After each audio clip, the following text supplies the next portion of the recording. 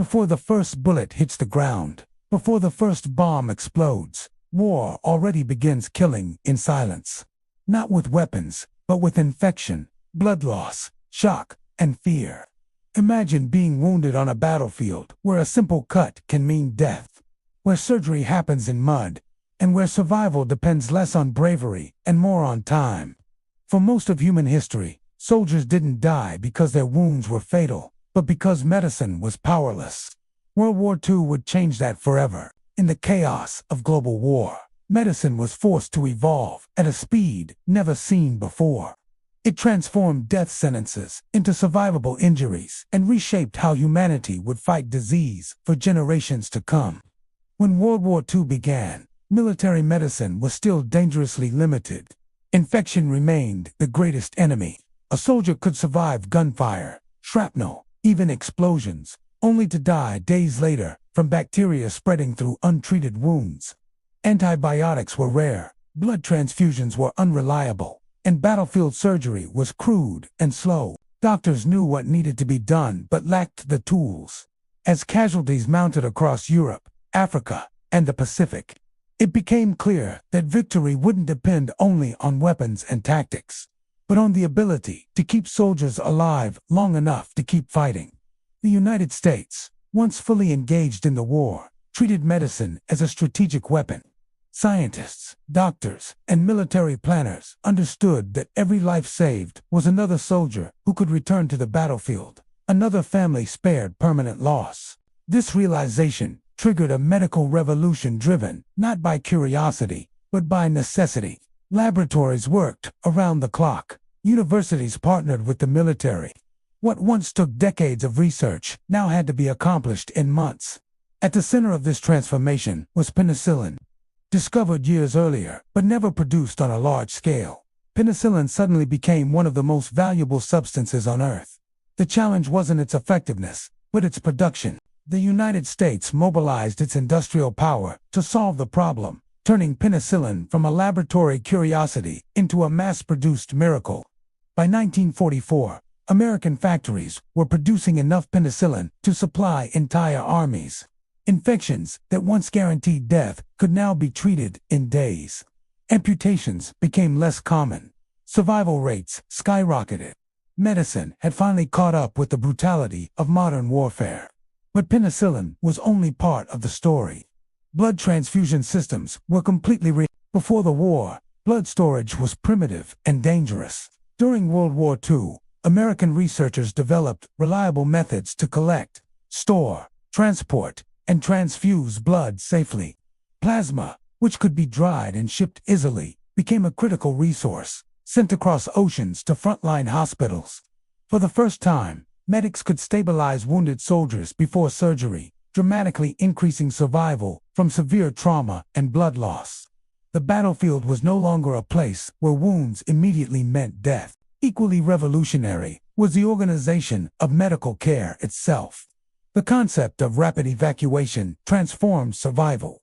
Wounded soldiers were no longer treated only where they fell. Instead, a carefully structured system moved them from frontline aid stations to field hospitals, then to fully equipped surgical centers. Time became the most valuable medicine.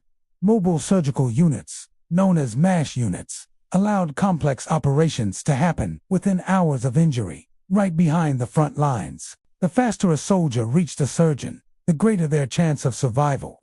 This principle, born in the urgency of war, would later define modern emergency medicine and the concept of the golden hour. Doctors and nurses worked under unimaginable conditions. Surgeries were performed during bombardments, with limited lighting, constant noise, and endless streams of wounded men. They faced exhaustion, emotional trauma, and impossible decisions. They had to triage patients, choosing who could be saved and who could not. These choices left scars that no medicine could heal. Yet their tireless work saved millions of lives and proved that medicine could function even in humanity's darkest moments. The war also accelerated advances in surgery itself. New techniques for treating burns, chest wounds, and head trauma were developed under immense pressure. Plastic surgery, in its infancy before the war, evolved rapidly to reconstruct faces and bodies shattered by combat. Surgeons like Archibald McIndoe in Britain became famous for their pioneering work on burn victims, not just healing their physical wounds, but also helping them psychologically reintegrate into society. Surgeons learned how to manage shock, control pain, and prevent complications on a massive scale. What began as a military necessity became the foundation of modern trauma care that we rely on today. Disease prevention became another critical battlefield. In tropical environments like the Pacific, diseases like malaria, dysentery, and typhus threatened to cripple entire armies, proving just as deadly as enemy fire. The U.S. military invested heavily in vaccines, sanitation, and preventive medicine. The development of the insecticide DDT helped control mosquito populations, drastically reducing malaria rates. Soldiers were educated on hygiene, water purification, and disease control. Medical science began to understand that preventing illness was just as important as treating wounds. This proactive mindset would later transform public health strategies around the world. By the end of World War II, the results were undeniable. Survival rates for wounded American soldiers were dramatically higher than in any previous conflict. An injured soldier in World War II had a much better chance of survival than his counterpart in World War I, where injuries that are now routinely treated were often fatal. Medicine had been forced to grow up overnight, and when the war ended, these innovations did not disappear. They returned home with the soldiers and the medical personnel. Civilian hospitals began to adopt the techniques perfected on the battlefield. Emergency rooms were reorganized based on military triage systems. Trauma surgery, antibiotics, blood banks, and rapid response ambulance systems became standard practice. Penicillin and a subsequent explosion in antibiotic development reshaped healthcare entirely. Infections that once terrorized humanity, like pneumonia and sepsis, lost much of their power. Life expectancy across the developed world began to rise significantly. What war destroyed in lives, it inadvertently built in medical knowledge.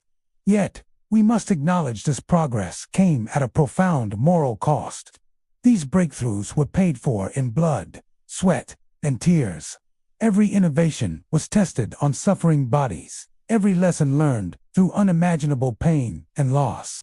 World War II proved that humanity could achieve extraordinary medical progress when faced with its own destruction, but it also revealed a tragic truth. Medicine often advances fastest when the world is at its worst. In the end, the story of wartime medicine is not about conquering death, but about delaying it long enough to save a life. It transformed war from a place where serious wounds meant inevitability into a place where survival was possible. And while the battlefields of World War II faded into history, the lessons learned there have not. Our modern hospitals, the ambulances that race through our streets, the antibiotics in our medicine cabinets, and the trauma care that saves lives after accidents all carry the fingerprints of a global conflict that forced science to act without hesitation. World War II ended in 1945, but the medicine it created continues to save lives every single day.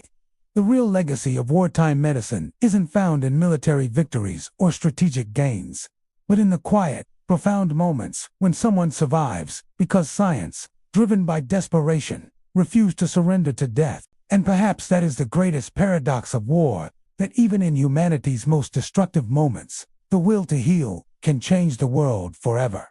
Thanks for watching. If you found this look into medical history interesting, please like this video and subscribe for more stories like this one. See you next time.